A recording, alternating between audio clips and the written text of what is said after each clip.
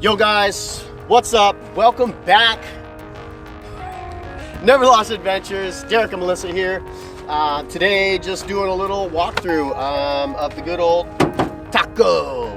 It's all about the taco. So we're just gonna do a little walkthrough because we got a lot of changes going on and they've been a long time coming. So we're like, before we start adding all these changes that are already done and ready to be installed, we wanted to do a shakedown, rock down, however you want to say it.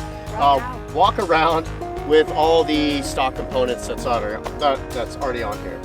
So yeah, we're very excited about all the changes that are going to be happening.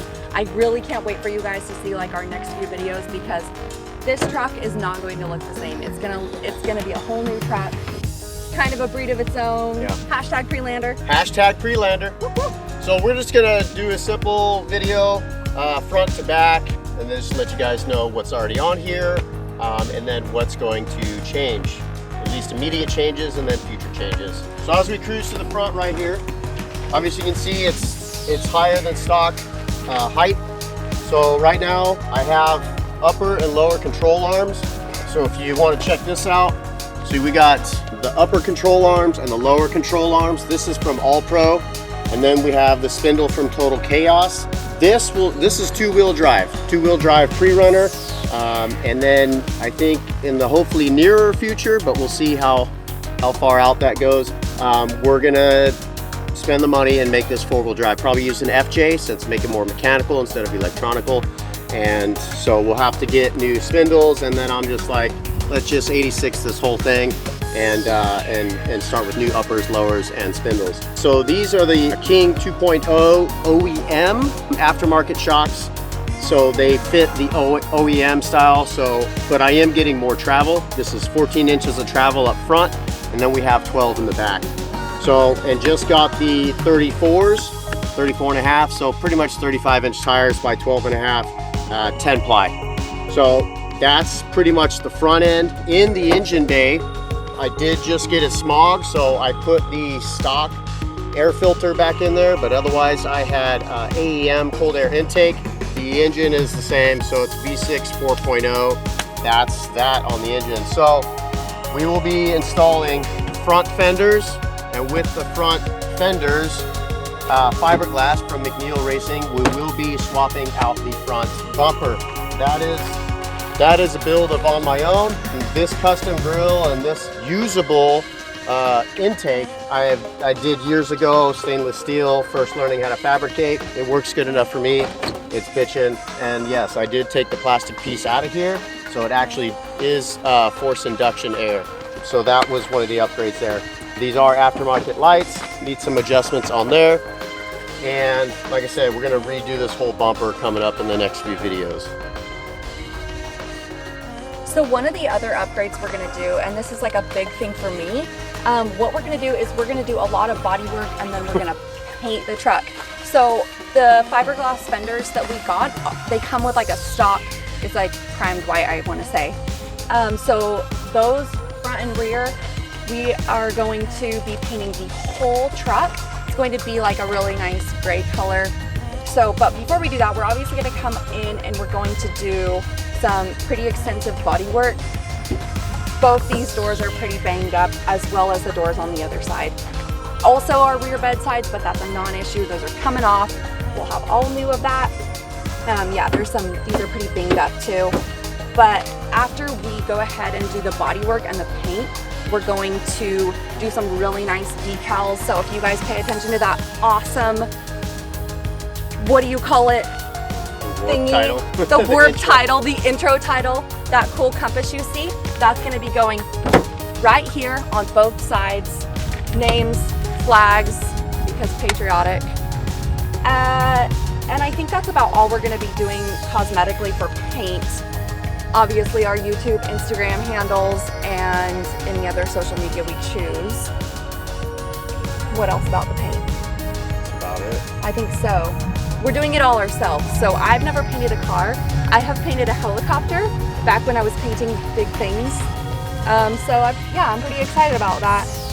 should be really fun. And I think we haven't done the full research yet, but I think we're gonna use, instead of standard automotive paint, even though it's pretty strong and industrial, we're gonna use implement paint. Yes. So it's even more industrial, because we know that we're gonna get the redneck pinstriping. Yeah. So we are gonna fix the dents, but if there's like a little tiny ding, we're not gonna worry about it. We just wanna get this done. We know that it's an off-road vehicle, it's a toy-ish. So we are going to spend some time and do it right, but we're not going to go overboard. It's not a model car. So after that, so now we come to the back, going to the suspension. So I have All Pros Expedition Leaf Pack, so it's more rigid. And when I tell you what, the Tacomas are so light that it's almost too rigid and a little bouncy. But it's still a great spring and a great shock for the truck, and when we put a little load on it, it rides like a dream. For the back, as far as suspension goes, same thing. We have the OEM version aftermarket King shocks with resis. I did forget to mention, on the fronts we do have the adjustable reservoir. This is non-adjustable.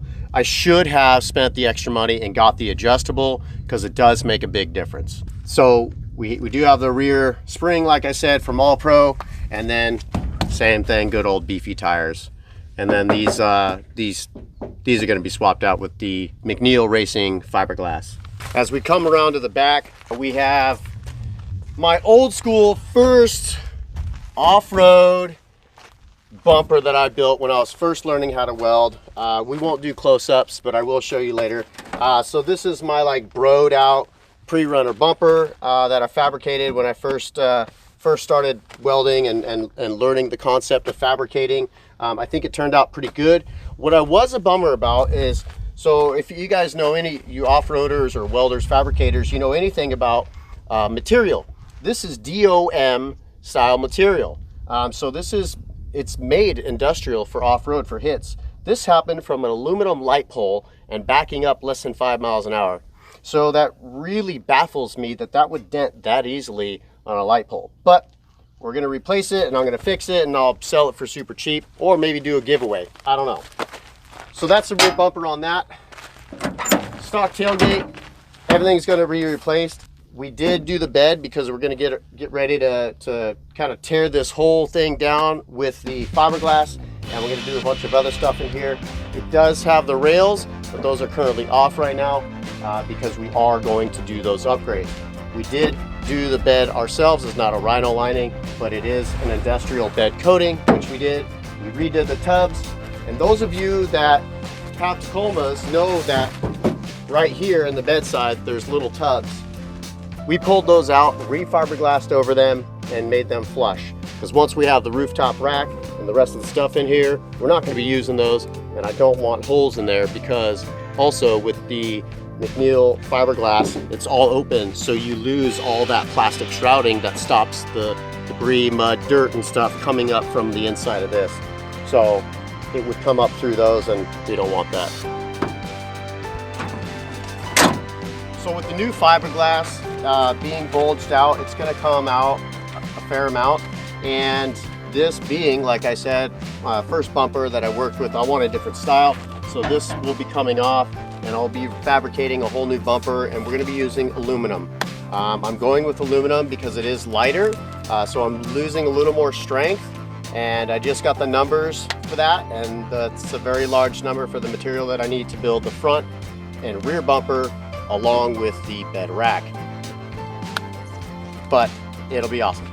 So this will also have swing out doors, dual swing out doors on the bumper. So there's no spare tire. My 35-inch spare tire will not fit underneath. So we're going to mount it right here on the swing out door, if you will, that are going to be connected to the bumper. And then jerry cans or roto packs, whatever we decide to put here, will go here. It'll swing out. And I'm going to rebuild an aluminum tailgate. And the tailgate will be pretty basic. It'll be aluminum tubing, and going to put a shock assist in here so it doesn't just drop. I'll probably get a new latch. But this has done me well. I have quite a few motorcycles, so I don't know if you can see that in here, but it is potato chipped this way, and that's just from the weight of the motorcycles setting on here and coming up and coming out, and so that's not really good. And so I want to reinforce this, even though once we get the bed rack, we'll not really be putting motorcycles in here. So that's that on that. And then the bed stiffeners, almost forgot about those. Those are fabricated and waiting to be installed. We didn't install them though because there's some hardware here that holds the bed sides in. So we'd have to pull that back out to put those bed sides in, the fiberglass.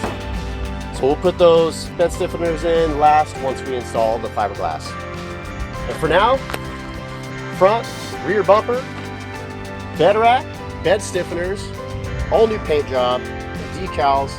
It's kind of what's coming next down the pipeline. And get ready to see those videos coming down the road.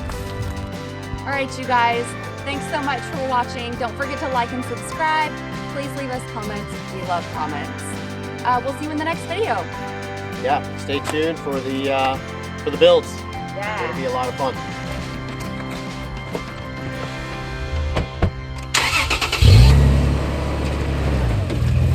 Don't forget to like and subscribe, folks.